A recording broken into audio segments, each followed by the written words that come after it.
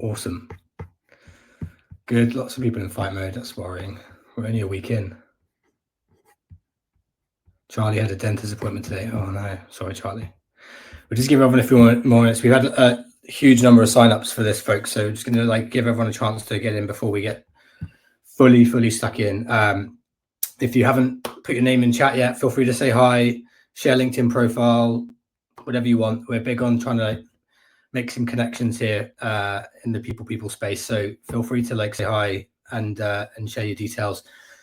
If you want to as well, on the topic of performance and measurement and engineering teams, if you've got any particular challenges in this space that you've joined for today, feel free to share that openly as well. It might be that we get a chance to dive into some of them with Dave in a minute as well. So yeah, feel free to do that.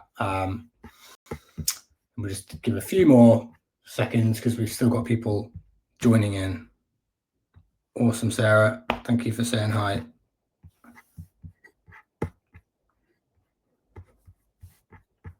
Nice, proper spread of stamps on the board as well. Very cool. South Africa. Hi, Yvonne. Hi, Marina. Good to see you. Awesome. Where are we? I'm gonna kick on because I've got loads of questions for Dave.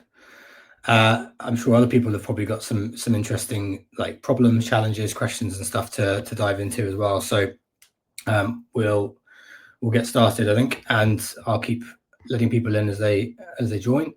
We just get rid of this check-in board.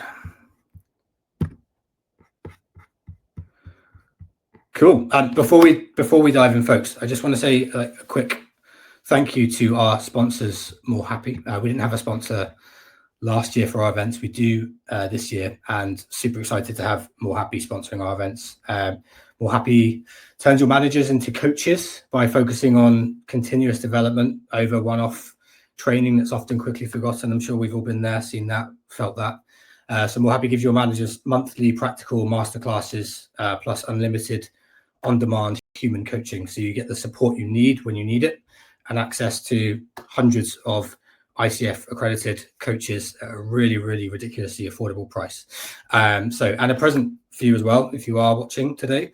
If you're an attendee today and you've got 20 or so managers at least in your org, you can trial More Happy for free for 6 weeks for up to 4 of those managers. So I'm going to share a link in chat in a moment. If you haven't checked out More Happy yet, definitely have a peek, particularly if you're in the mode of trying to support managers in a much better way. Awesome. So let's get stuck in. And thank you again to everyone who has joined today or continues to join today. Should be really interesting discussion. Some housekeeping just before we do jump into chatting to Dave. You should all be on auto mute, I think, if I've set this up properly. If you do have a question or want to add to the discussion, we can unmute. But just feel free to put something in chat and I can come to you and pass you the mic. We're super happy to pause the discussion and bring others into the conversation along the way. So please feel free to add that in chat and we'll keep an eye on chat there. Again, if you have some performance challenges that you want to share that are top of mind, do that. We can dive into those as well. And this is a really huge topic, clearly, because plenty of people wanted to join today and come and listen. So within that, well, I probably find this is probably one of the top 3 challenges that we speak to people teams about on any given day. And within that, we're seeing more and more people teams wanting help on how we design performance measurement that actually works for different functions and the differences between sales and marketing versus engineering and product, for example. And so I am super pleased to be joined today by the awesome Dave Garcia, who's CEO and founder of Pensero, and an ex-CTO and tech leader at some amazing companies. He's going to share some of those with you in a minute. But hoping this is going to help shed some light on how we can actually measure performance more effectively in engineering and product, both through Dave's experience learning as a tech and engineering leader, but now as a CEO and founder of Pensero. So Dave, I'm going to come to you. Perhaps you could just give everyone a little bit of an intro to who you are, background, and what you're up to. Yeah, sure. Thank you for the intro. Super glad to be here. I'm Dave, born and raised in Barcelona. Spent most of my career in European companies, British companies, and some American companies. I've been an executive in the tech space for the last 20 years. This is my first experience as a founder, but I've been in companies, different industries. I've been in travel a lot. I've been in Skyscanner, Trollberg. I've been also in fintech, a couple of them. I work at Square a couple of times, and now it's my first time in the people management space when it comes to tech. And I love to share my experience, that what brought me until this point that we are together today. Awesome, thanks, Dave. Really, really awesome to have you here again. And I think nice place for us to just start this conversation is to maybe touch on why measuring performance in engineering and maybe product is different to say sales. I know you've got some views on this. I know probably people recognize that there is a difference, but maybe not fully comfortable with where that difference lies. So talk to me from a CTO standpoint. Why is it not the same, and where are some of the key differences for you that you've seen? Yeah, that's the $1 million question, right? So when it comes to measuring performance, when you go to sales or something that is operational, you always have a way of measuring a benchmark, right? So what is your quota? How many business did you bring in? When you go to engineering, product design, let's say, those are creative functions, right? So you go usually from 0 to 1. You are building something, and then in this building there are many big questions. How complex was this thing to build? What was the actual impact that this thing generated? Were we efficient when we were building that, right? So those different dimensions are making the problem that we are tackling today about how to measure performance is making it super complex. Apart from that, is that we are talking about technology, right? So you need to have the niche knowledge about the technology you are talking to. So meaning that if you have, let's say, a manager that is dealing with front end, with back end, with mobile, with DevOps, that person, in order to be able to efficiently assess what was the delivery in the performance, that person needs to know a lot. So it needs to be a jack of all trades, and that's super complex usually, right? So it's summarizing is hard to measure because it's hard to have a benchmark. It's a creative function that has many complexities, and usually people that are building and people that are deciding what to build, let's say product or business versus technology, are talking different languages, right? So I'm talking about business needs, KPIs, things that customers are waiting for. And then probably my engineering team is talking about technical constraints. What is the cost of that? What is the efficiency? What is the back rate? What is the impact in our architecture, etc. So we are usually talking about different things and bringing the conversation to this common place where we talk about the same things and we have a way of measuring success in the same way is the complex part, right? And have you, from your experience before becoming founder, have you found in your previous companies that the idea of performance measurement has maybe been a bit too sort of blanket and in terms of okay, we can apply the same way of measuring performance to sales as to you and your engineering team, and from a CTO perspective, how did you handle that conversation? It's tough because the first thing is when you say I want to start measuring, people start getting worried, whoa, what is going on here, right? So you don't trust me? No, yeah, I trust you. You don't understand what I'm doing. Maybe. So let's find a way of defining what is good and what is bad, right? So there is a lot of fear around that, which is okay because sometimes in the past people were measured the wrong way. So there is a lot of reluctancy about being measured. But I think maybe jumping to the next thing, if you define rules of the game, which is how people are going to be measured in a way that they are well known and understood, then you change completely the narrative, right? So if instead of me I really don't understand what you're doing, scoring you, if we define a shared set of goals, that can be measured and that can be agreed on, then this thing changes completely the conversation. It goes from, it's me that I don't understand what you're doing, trying to tell you what to do and trying to control you and deciding about your career path, to, okay, let's work together because I know a part of the problem, which is how this thing affects business, how this thing affects my ability to grow the company. You understand the nitty-gritty and you understand the complexities that are behind building that. Let's work together, no? But in order to do that, you need to have this shared set of beliefs, which is, we will talk about these artifacts later, and this shared vocabulary and this agreed and measurable way of deciding what is success and what is failure, right?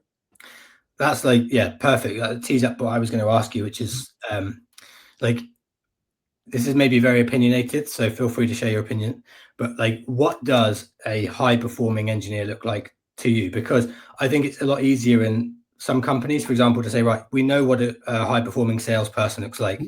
I don't think, and maybe I'm generalizing, but I think a lot of people teams in particular, and other people outside of people teams, might look at engineering and find it a lot harder to actually pinpoint what a good engineer looks like and how we know that they're high performing. So as a CTO, as someone who's very experienced, what sort of competencies, signs, signals do you look for in an engineer to suggest that they are high performing? Right. That's probably a pretty tricky question. So let me go back to 25 years ago when I was at uni starting, right? So they teach you perfection, right? So you need to have an algorithm that is optimal, that is elegant, that is beautiful. That's not reality. So reality needs to be efficient, but not in the way they taught you, right? It needs to be cost efficient, meaning that I need to solve the problem the best way possible in the cheapest and most efficient way, right? This is what our company is. And then going from A to B is our journey as engineers, right? So you get junior engineers that are thriving for perfection. They want to do something beautiful. And then you get the most senior engineers that are the duct tape people that just want things to work, right? If it works, don't touch it. Let's not make over designs on that, no? So to me, the good engineer is the engineer that understands the context, which means what is the problem you're trying to solve? What is the budget that you have for that? And what happens if I do A or B? So it's a person that is more a problem solver than a coding person, right? It's not, I'm giving you specs and then you execute on these specs. This thing is getting less and less important with code agents. Coding is becoming a commodity. Thinking is not. So these problem solving skills and really understanding everything is going to become key. It was key before. So my best engineers during my career were the people that understood the problem at high level, that I can coordinate at higher level, and they make it happen. And I know they make it happen in quality, in budget, and in time. And understanding these three dimensions to me is the key part of being a good engineer. Better than, oh, my code is fantastic. Okay, your code saved me $300 and cost me $3,000. So it's not optimal. But it's coming from this place where we were educated of thinking about the abstract, thinking about the ideal. And that's not the real world, right? Especially in most of us that we are working in small companies, we need to have things built for yesterday. We are competing with people that are bigger, better funded than we are. So we need to be smarter there, right? And to be quick and nimble and make things work. This mentality is the one that, in my opinion, everything I'm going to say, by the way, it's my opinion, doesn't mean it's the truth. Absolutely not. But it's what worked for me. In my opinion, in my companies, in my teams, the best people is the people who understood the context and who understood what is the best decision, all things considered, rather than this is the best. The best is never an answer, right? It's the best in what context, right? And understanding that, having the maturity to understand that, is what differentiates from engineers and like superstars, right? And do you think, and this is maybe historical as well, but is there a disconnect between, I'm going to focus on people team because that's the world that I'm in, but like also other teams, is there a disconnect there in terms of, you mentioned like the reality versus like the ideal. Is there a disconnect there in terms of other teams looking at engineering, for example, and actually not fully understanding what good looks like from a day-to-day perspective? Yeah, of course. It's like the eternal joke that we have at engineering is the refactor, right?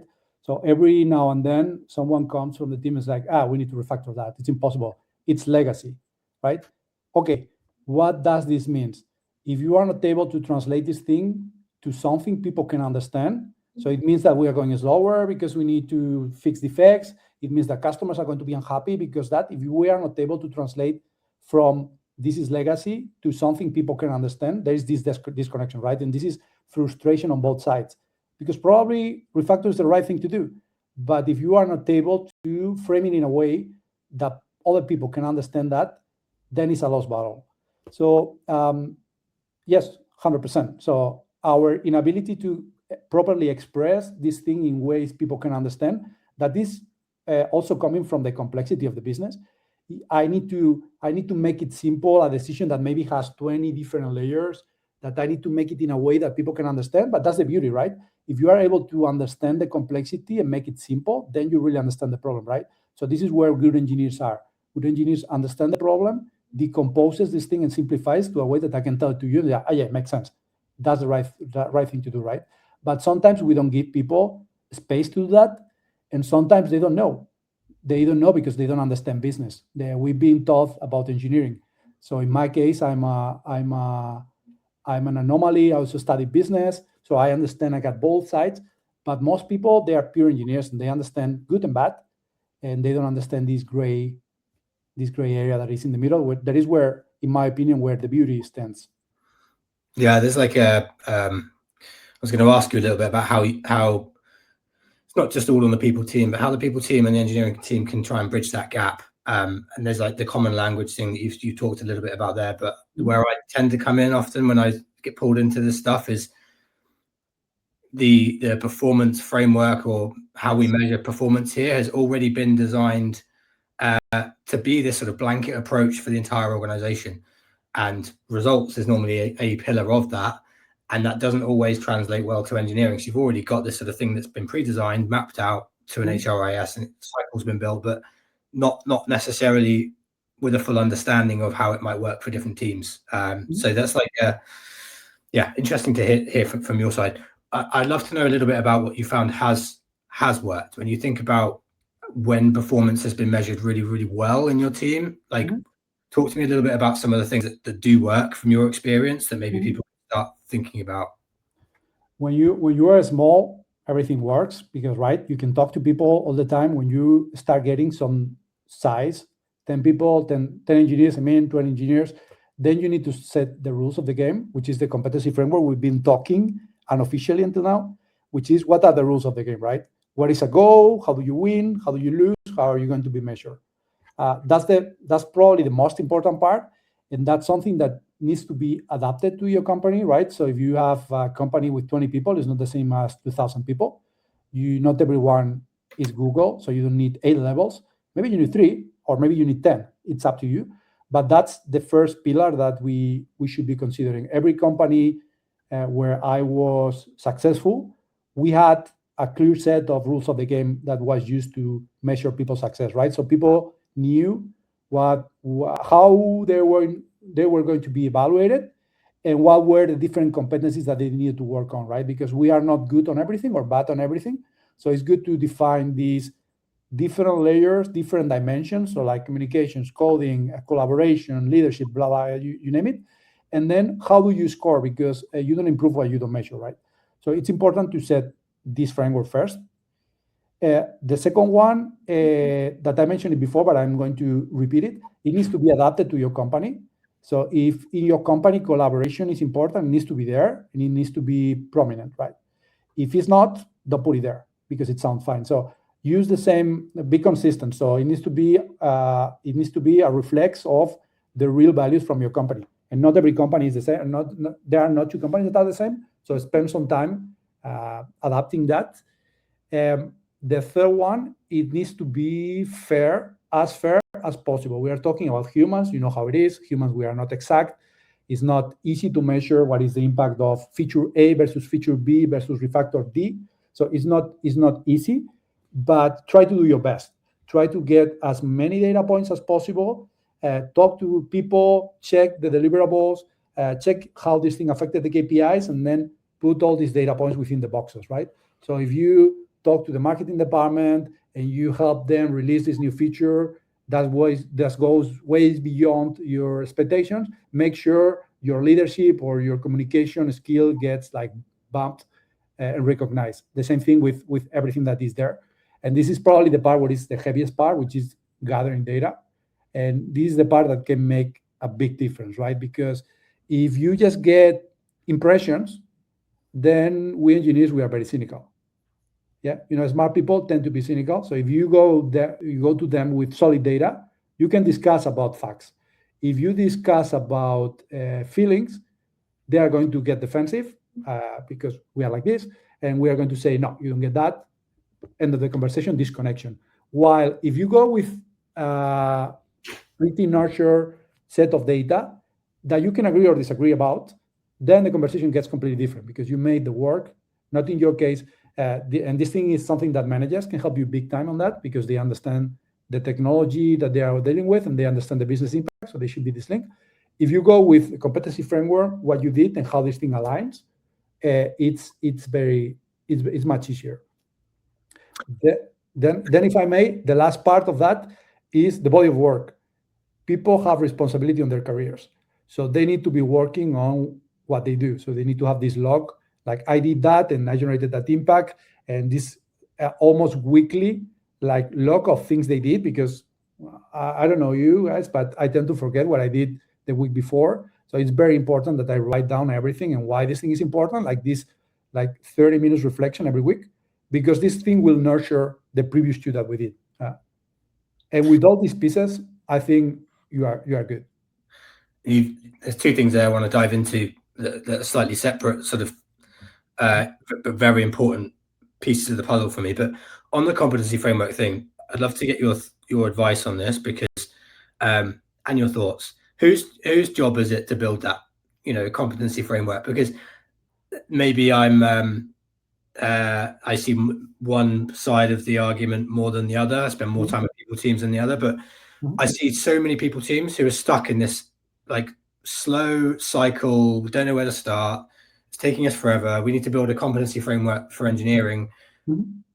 We're trying to do it ourselves without understanding what that is. And we try and encourage them to, this should be work that managers and engineering, in my view, should be doing together with the people team. But too often people teams either try and do it themselves or are forced to.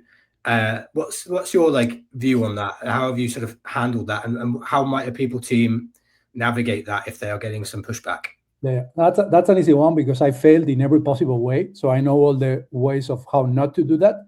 So I try to do it either engineering alone or either people alone. I think the time where it worked the best is when I work myself with my chief people officer and we build it together.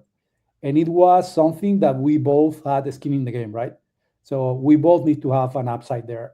So it needs to be in our OKRs, and we need to make sure this thing is understood for both of us, that is key for us. For people to be able to communicate to the rest of the org, and for me to be able to manage my org inside, right? So I think, in my opinion and in my experience, it needs to be a 50-50. If it's coming from people, people are going to say, nah, it's not coming from someone that understands my trade. Okay, if it's coming just from engineering, we're probably going to miss everything, and it's going to be focusing on the wrong things. I think the best is when it comes from both parts, because you get the whole picture. And the other thing that you touched on there, which gets me into the sort of mode of how we measure performance outside of cycles, like traditional cycles, and we could open up a can of worms there, and I'm sure we will go there in a minute. But you talked a little bit about reflections and noting stuff down. It took me to a place where I started thinking about one-to-ones, which for me are a absolute foundation of getting any sort of level of performance measurement right. So, but again, these are basic things that companies should be getting right, that individuals in companies and managers should be getting right, but they just don't happen. So you can spend all the money you want on fancy tools, building amazing frameworks, getting the cycles right, getting the questions right in how you measure, etc. But if there's nothing happening like consistently day to day, and if those one-to-ones aren't happening or not happening in the right way, then it all falls apart. So I meet a lot of people teams who struggle to build like the right type of agenda for one-to-one. I'd love to get some insight from you on maybe some of your favorite agenda points that might like come up within engineering. Like what sort of stuff are you checking in with your team, like when you're chatting to them? And like why is it important? How does it sort of translate to measuring performance? Yeah, it's super important because usually things don't happen in quarters; they happen in weeks, right? So or in days. So if you want to be able to drive the conversation and to help people when they need it, it needs to happen every week or every 2 weeks tops, no more. The problem is that I include myself. If you don't have a well-defined process for one-to-ones, you become lazy, and then you talk about the weather, about the football match the day before, and how are you feeling, but super high level, no? And then it's really tough to get any value from there. But you just check, yeah, we have the one-to-one, everything is good, no? So to me, the one-to-one needs to have an agenda. It needs to have several points that you always need to cover, which is since the last time, did you have any problem? Did you find any blocker? Is there anything I can do to help you?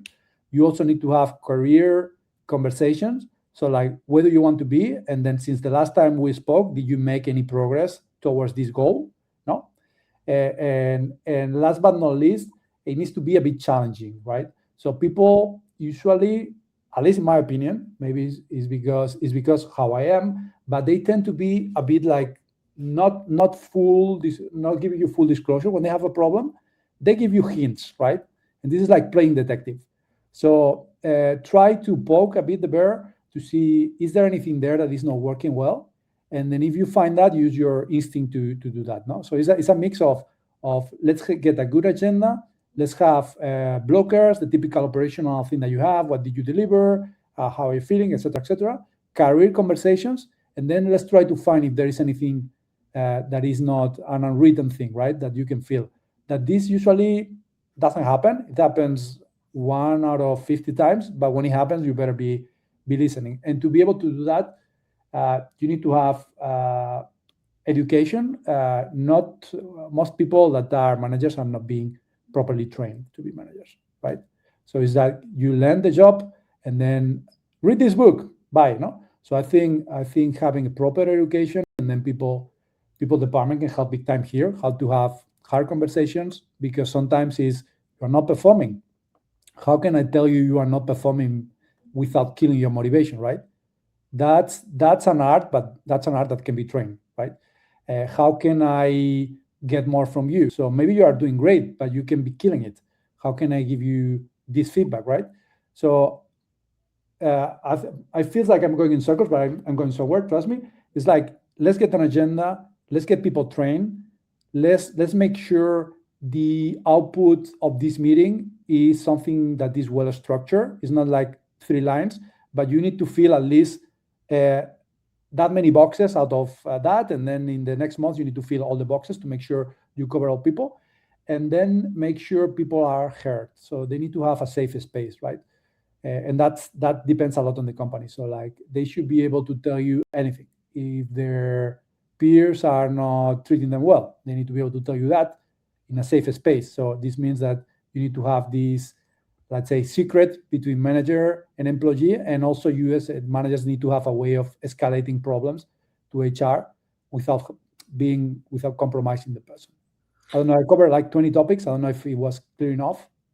No, that's awesome. It's, again, it sounds boring to a lot of people or like foundational, but we spend so much time on this topic day to day. And when you dig down deep and you get to the topic of one-to-ones, you find out that actually like we don't have a consistent agenda that we use. 50% of one-to-ones don't even happen. Managers cancel them or don't show up, or they turn into these.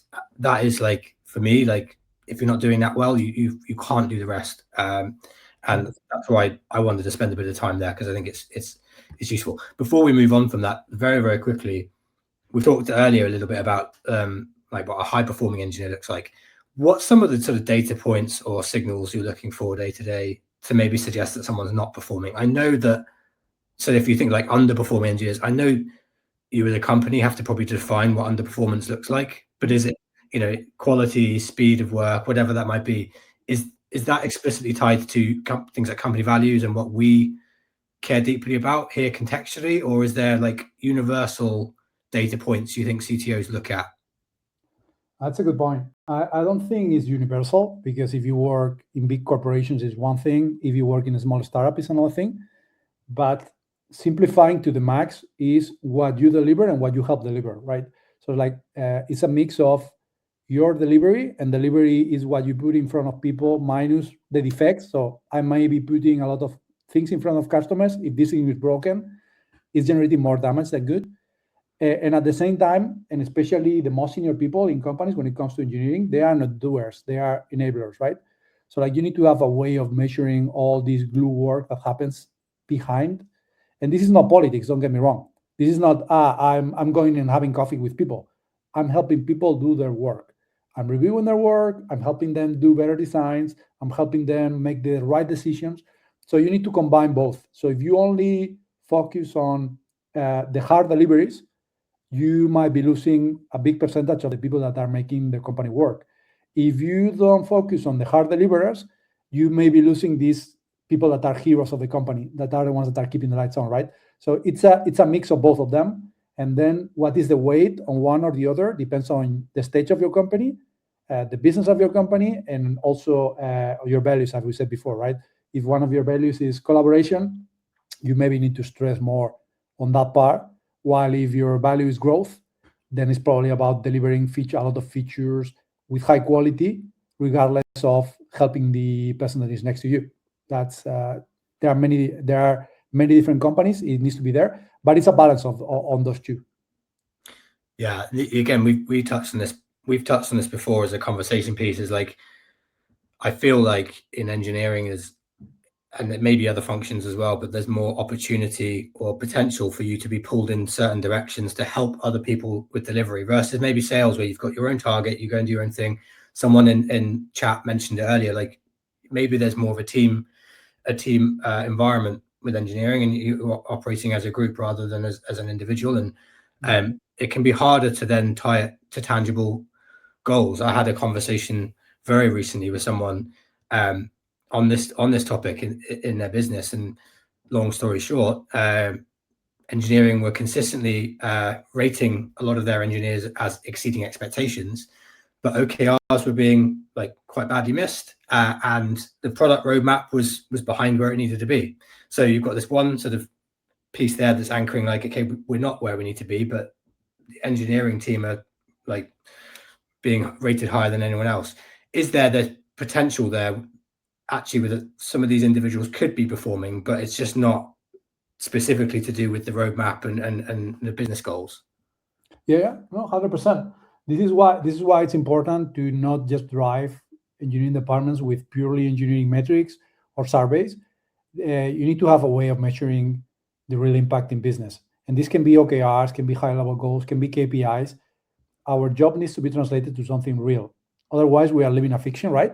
And then everything is good because we don't have a benchmark. We don't have a way of measuring. How do you measure success, right? So success is, I'm making the company successful, yes or no? And then this thing can be done in many different ways. What is the optimal? It will depend on how the engineering team organizes. But if you are feeling that you are killing it, but your OKRs are not being delivered, you are not.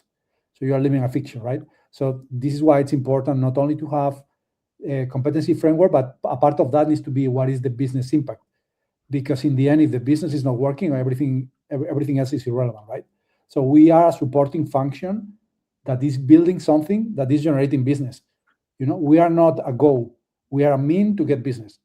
That's something I always told my engineers.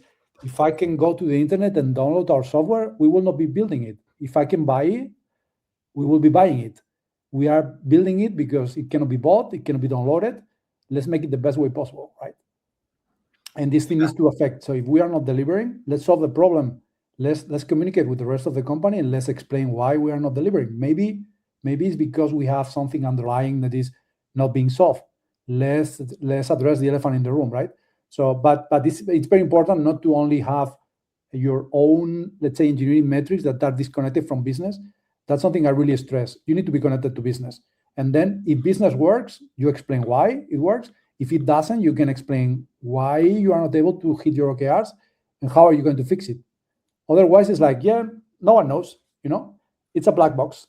So let's do some crazy exercises and let's arrive to the conclusion that it's impossible. Nothing happens, But people teams have this problem, these exact same problem in their own way. Like, again, countless conversations with people teams who really struggle to translate their work and show how it connects to business goals and like how it's impacting the business.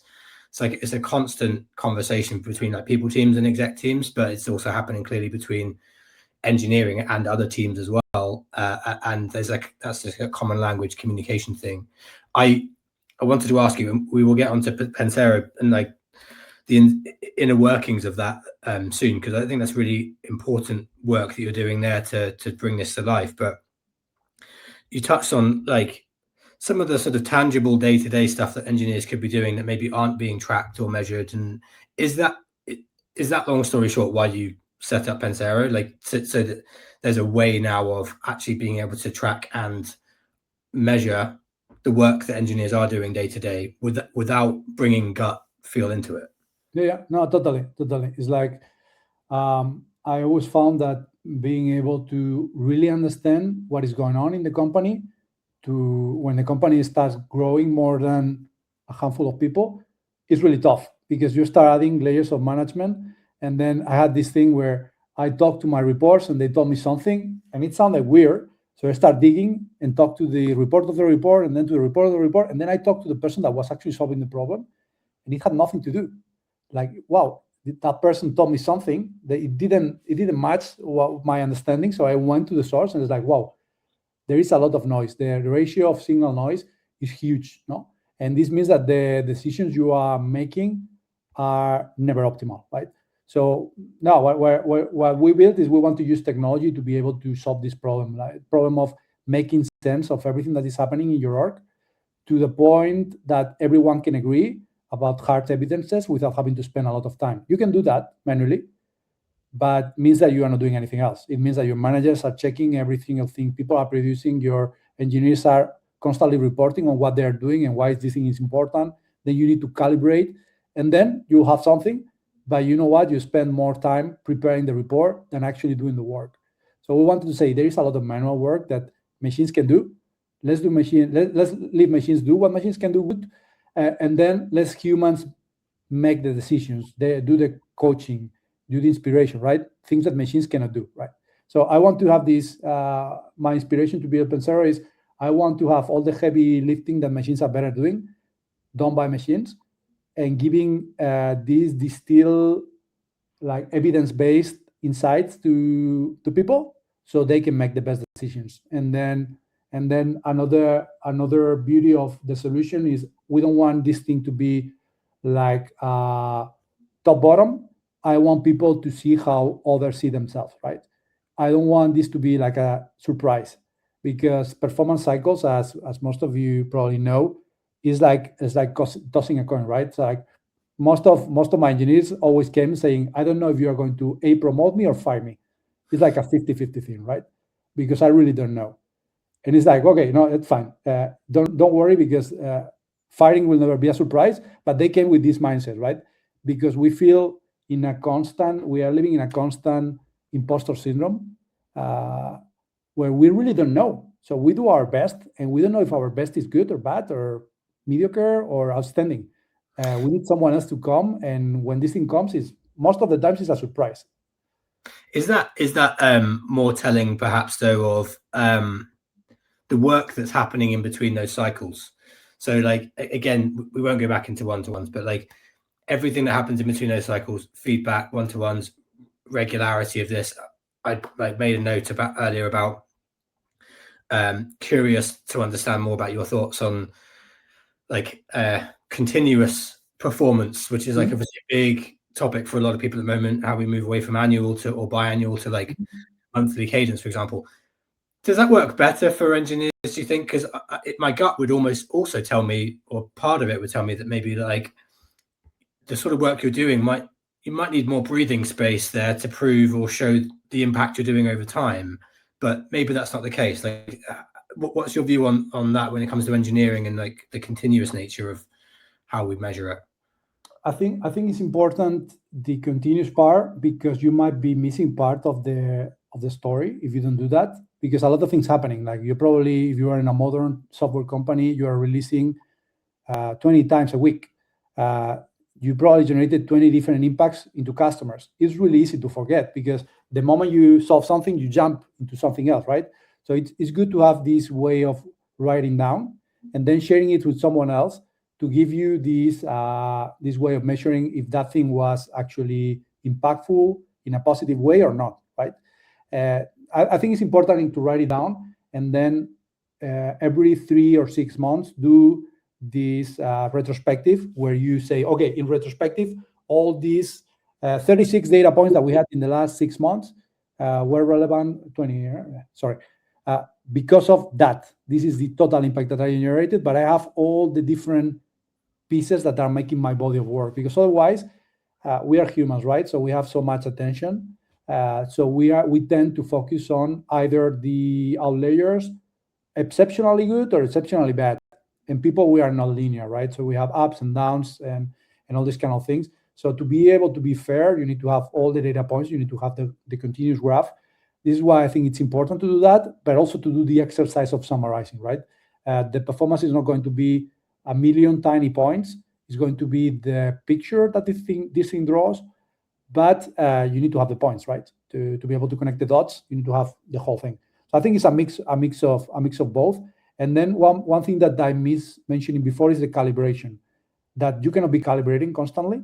And we humans, we have biases, conscious and unconscious biases. We have biases. So we have managers that are tougher, managers that are softer. In the end, to be fair, we need to have the same way of measuring. The bar needs to be consistent, right? So you need to have, apart from this retrospective, you need to have the calibration, where you and me, we talk and we calibrate what good and bad is for us, because even though having competency framework, you can be surprised on how opinions may diverge.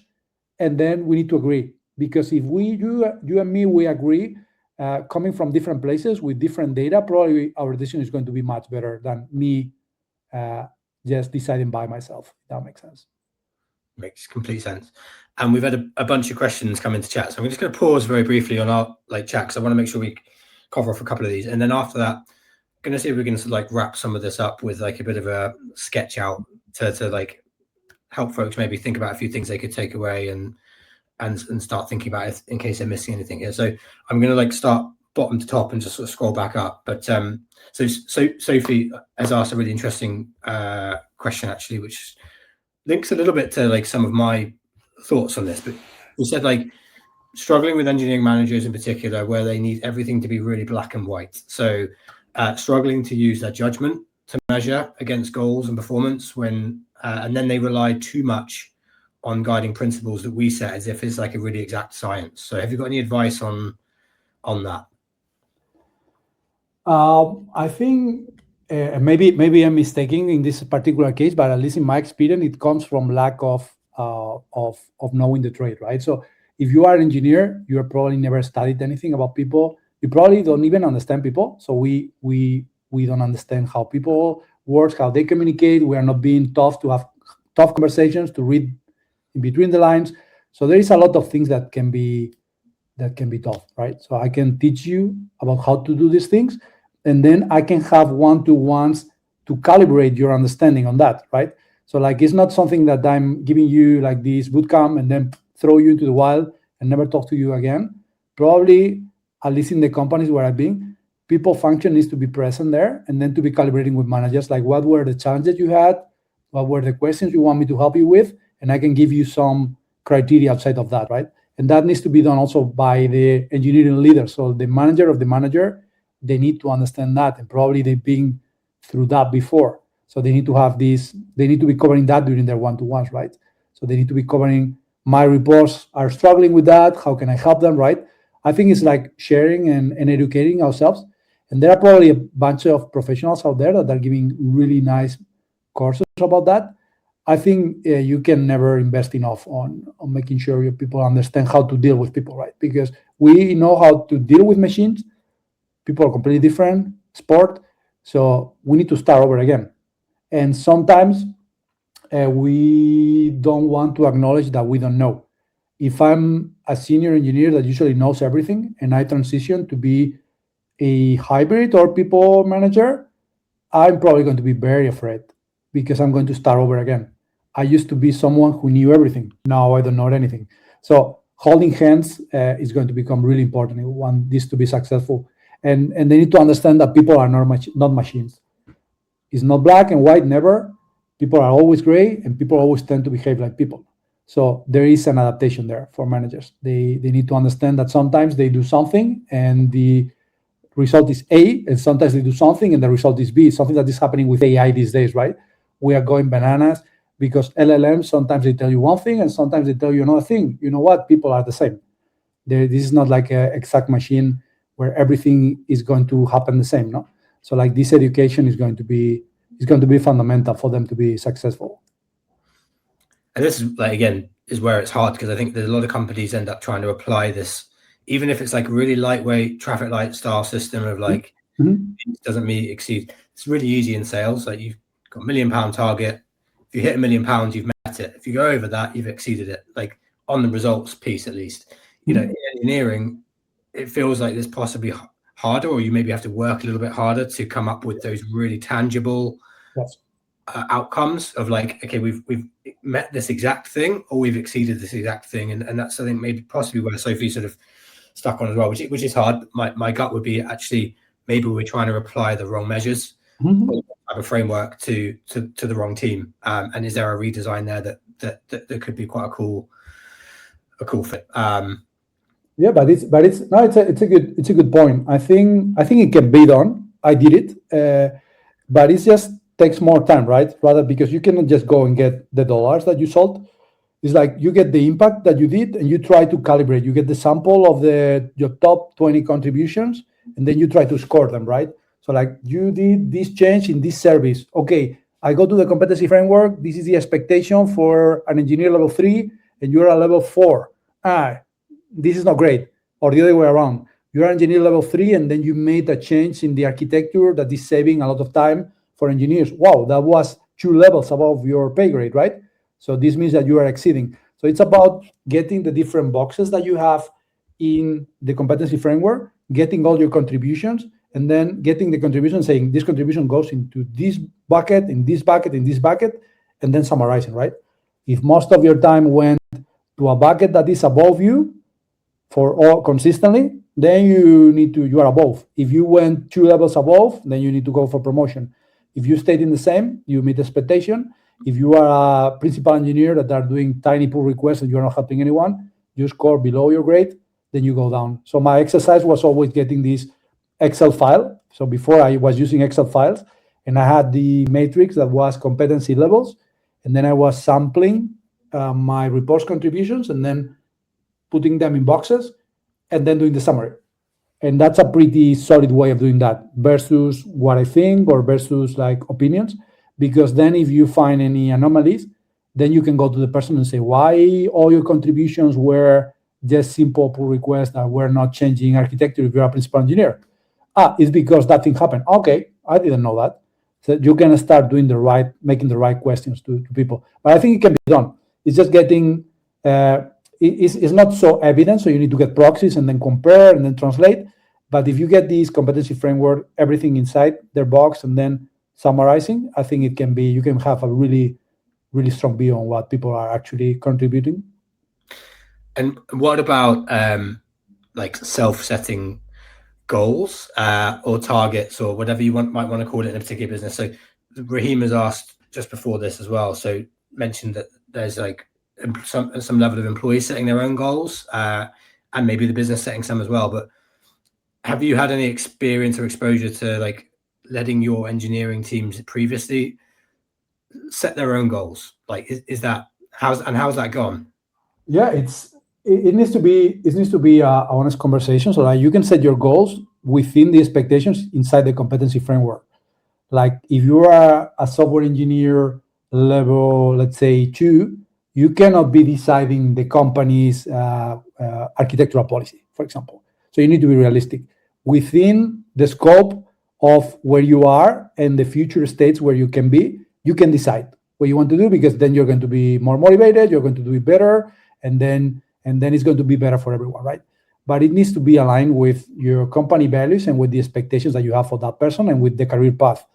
Like I always had the joke, and that was an extreme joke. If you want to learn how to play the guitar, that's fantastic, but that's not going to happen in my team. But if you want to understand how systems better work, this will happen.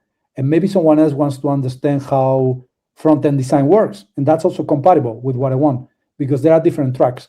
But those tracks, they need to be, you can choose your own path, but it needs to be within the charted territory, right? Yeah, we had it's a very different environment, but in my last company, we set about letting people pick their own goals effectively that were going to determine their promotion, pay rises, performance, etc. Full trust on them.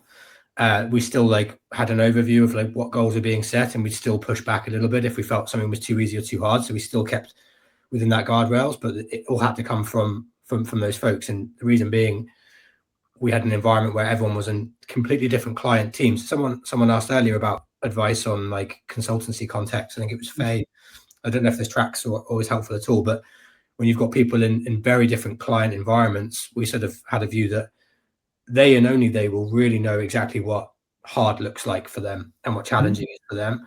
And we can't really decide that. So we need to sort of set a broad framework, but actually when it comes to goals and creating something really black and white and tangible, they're the best person to do that. And we put full trust on them, which you won't have in every business, but it's an interesting idea to lean into if anyone feels like they've got that ability to let people self-set some goals, but still have some ability to sort of sign them off from above.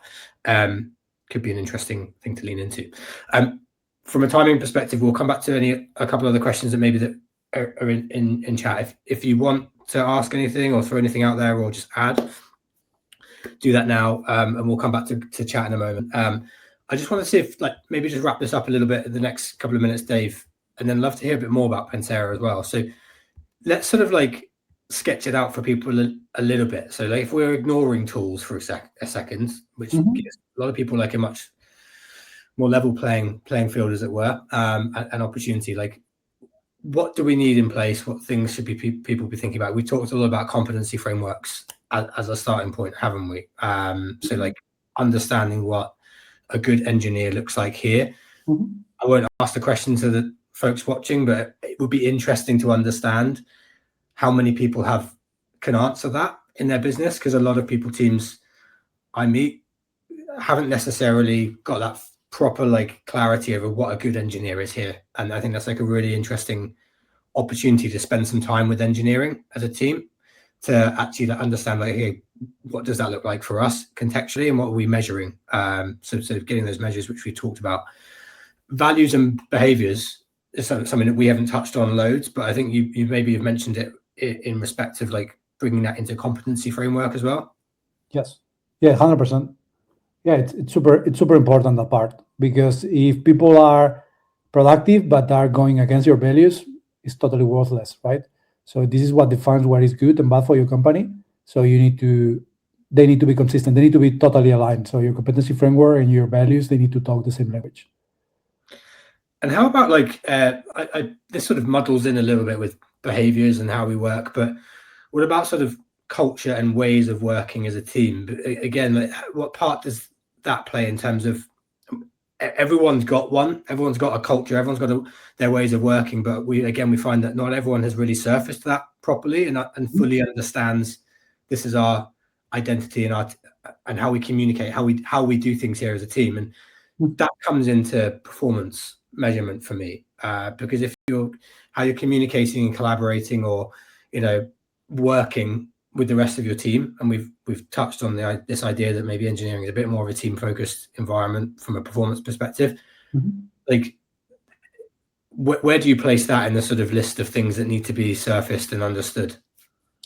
Yeah, to me, the way I always communicated values is the tool that I used to draw the lines where I hire, I fire, and I promote people. So those are the boundaries of the world, right? Within that is performance, right? But the values are like the things that are non-negotiable. And it's like if you live by the values, you will probably get promoted if you are performant.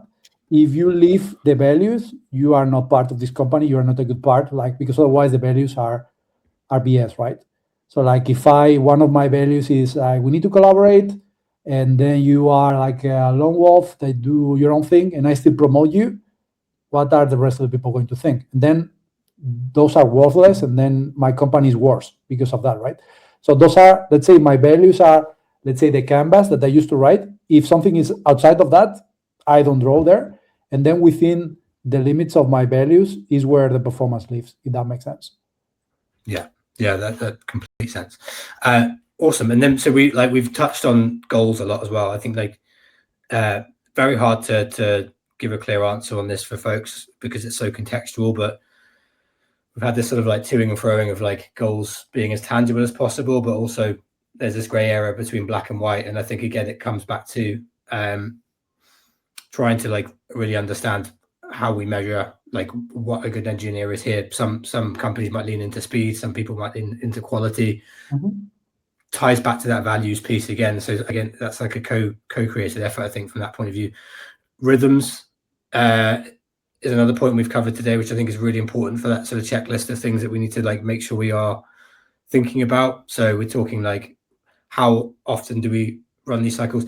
I have to admit, I sort of had this sort of feeling in my gut that maybe too continuous might not work for engineering, because you might need that time and that space to like prove impact and what we're doing, but you feel the opposite. I'll take your lead on that because you're the expert and I'm not the engineer. But yeah, it makes sense everything you said earlier about, you know, how quickly you are actually working day to day and the amount of work that you are shipping and iterating on. Yeah, not totally. It needs to be like data collection and calibration needs to happen continuously, and then the retrospective can happen twice a year up to that, because it needs to be really aligned with your OKRs, and your OKRs, they usually happen every quarter or every 2 quarters. So I think there needs to be this cadency where you overlap business impact with your delivery, and this is the moment you take the snapshot and then you do the other thing. So I think summarizing, you capture continuously, and then you put in perspective with the business goals on the OKRs 2-4 times a year. You cannot do this thing every week, as you said, it's 100%. So you're going to be measuring impact even in tiny companies every week. But you can be capturing data and calibrating it. So when the moment to take the snapshot comes, you have everything already set. Love it. And I guess like final note as well, we touched on Pensero a little bit earlier on and what you're measuring, how you're measuring it, why you built it. And you have built something very, very cool there, very, very different that I've never seen before. And it's very, very tailored, very specifically to solving this problem of performance in engineering teams. So where can folks find out more about you, about Pensero? How can they connect with you as well? Yeah, they can contact me on LinkedIn. I'm writing about the topic every week. I try to build like meaningful pieces. I try not to post stupidities, only things that are adding value to people. I'm trying to build a community around that. And about the product, they can just go there and open an account and then use it. So we want people to be loving the product. We don't want to push this thing on anyone. So it's open, it's free for up to 10 people. And then if they love it, we can talk about how can we deploy it in bigger setups. But we are just trying to solve a problem that we believe is very real, and we try to make this problem at least not go away, but to be reduced, no? To let humans do what humans do best. That is not summarizing data, which is helping people be better. Amazing. On the topic of summarizing, folks, I will be pulling together like a big one pager with loads of like takeaway bits and bobs, resources. Dave's got a few things lined up that we think we can add to this as well. So keep an eye out for that. I will email it around in the coming days. We have hit time. I didn't realize that until a minute or so ago. And I know there were other questions, so apologies if we didn't get round to your question. We will follow up. But thank you so much to everyone for joining, for listening, for joining in. Thank you, Dave, for joining as well. Awesome to chat, learned lots, and we will see you all next time, hopefully. Thanks, everyone. Have a good one. Thanks, folks. See you later.